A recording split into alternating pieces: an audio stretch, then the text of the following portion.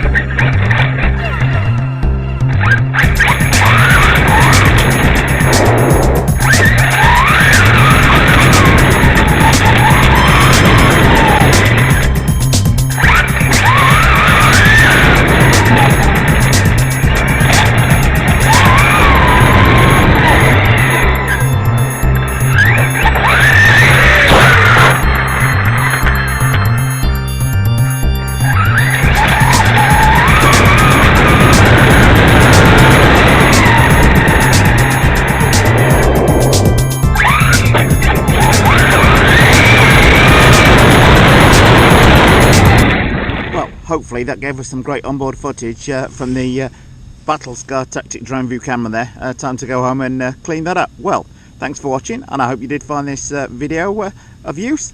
If you did and you like it, then please by all means subscribe. Many thanks for watching. Well, if you like this video, then please do subscribe. And if you want to buy your RC gear, where I buy mine, buy from F&M Hobbies in New Jersey. Many thanks for watching.